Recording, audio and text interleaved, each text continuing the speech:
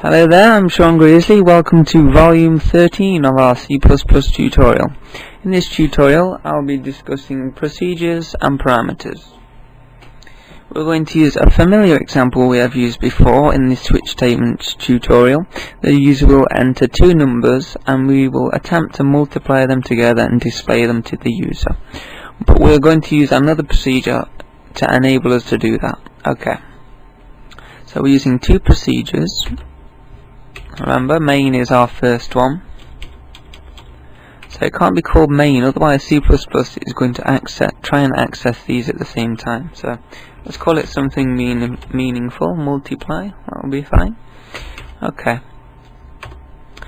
Right, the user will enter two numbers, so we need to define two variables. I want to introduce this notation quickly.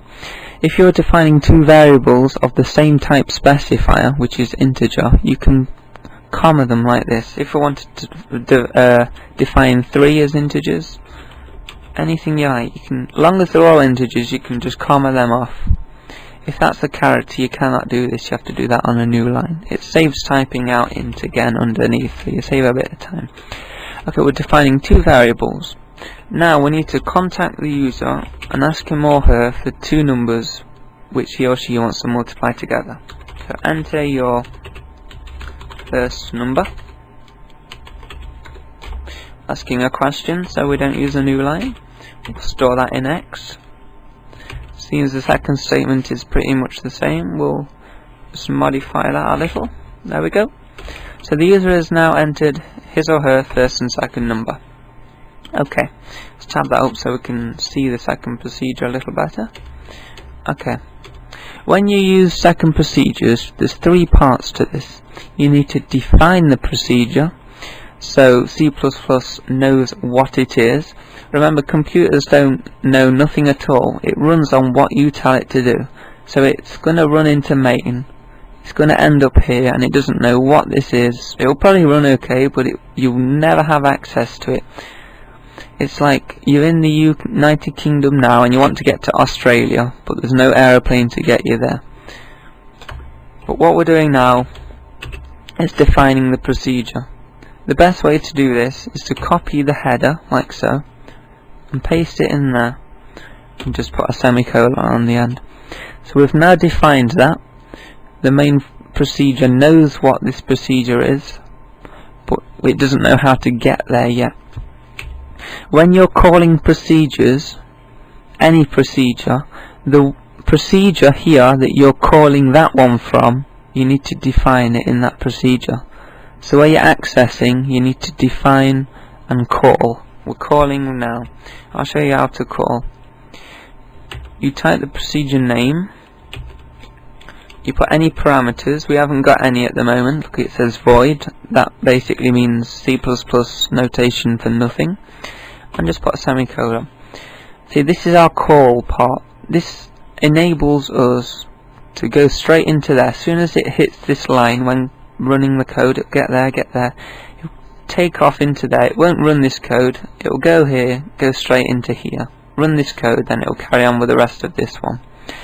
Because we've already defined void here, we don't need those entries here. It's just like that. So we're now calling this procedure. Okay, we now need to multiply these numbers together, like so. We've already defined them in this procedure, so we don't need to define them in this one.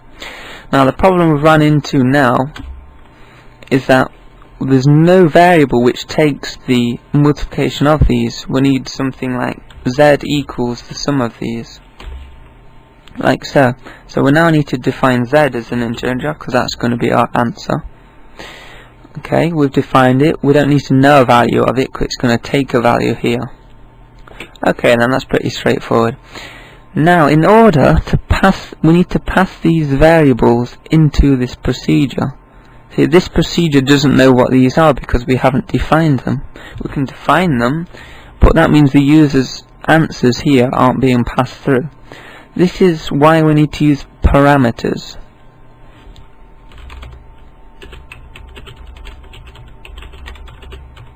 Okay, remember we've changed it, so we'll copy that here, add our semicolon on the end. like so. Okay, parameters. Right, let's explain this. We've defined the procedure multiply, which takes 3 parameters. It's like a for loop that takes 3 parameters. Remember, our x, our final value, and our incrementer. We have made 3 values ourselves. We can make 4 if we want, but we've made 3.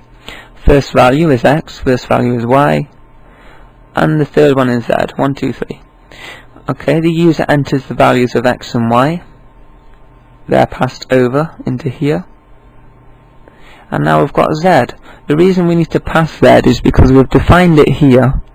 Even though we haven't set a value of it, we need to pass this declaration over to here. It doesn't know what z is. It's missing this sentence here, so we still need to pass it even though it doesn't contain a value. Okay, so we've now set up 3 procedures. The final problem we've got is what's known as source and result. Have you ever been in Windows Explorer or My Computer and you've tried to edit a file which says it's read-only? Yes, you need to take the read-only attribute off and add write or archive if you'd like. Okay, in order to write to Z, we need to set it, we need to take the read-only attribute off, and that's how you do it.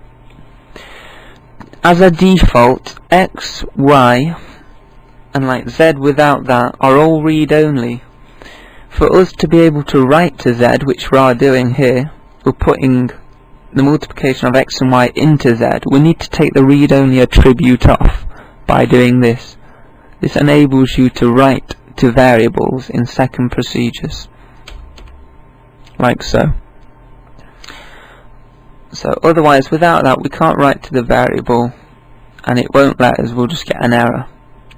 So now we have done this, we've done the multiplication, all these match up. Just check they all match up. Look, we're using 3 there, we've got a reference there, 3 there, reference there, 3 here. We don't need int, we don't need void when you're making the call. That's the definition, that's the call, that's your second procedure. Once we've set up the maths, we've now got the maths, we need to display the answer to the user. When using parameters, they automatically pass the answers back into here.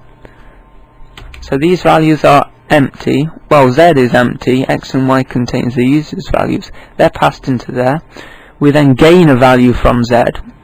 Z is automatically passed back when this procedure finishes, and all we need to do is display Z to the user. So we can say X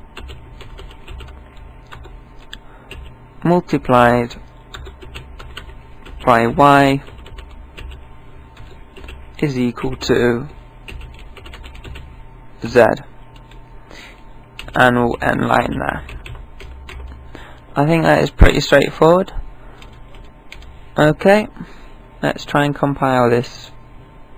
Enter your first number, 7 times 5, hopefully it should be 35, 7 times 5 is 35. As you can see, this has been procedure handling with parameters. Define your parameter, call your parameter, make your parameter. Sorry, procedure, not parameter. Define your procedure, call your procedure, make your procedure. Here are your parameters, make sure they all match up. There's 3 of them, should be 3 of them, should be 3 of them. If you change anything at all, you need to change each of these 3. So they should all match up.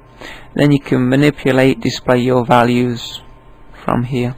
Okay, this has been Sean Greasley. Thank you for listening to volume 13 of our C++ tutorial on procedures and parameters. Goodbye.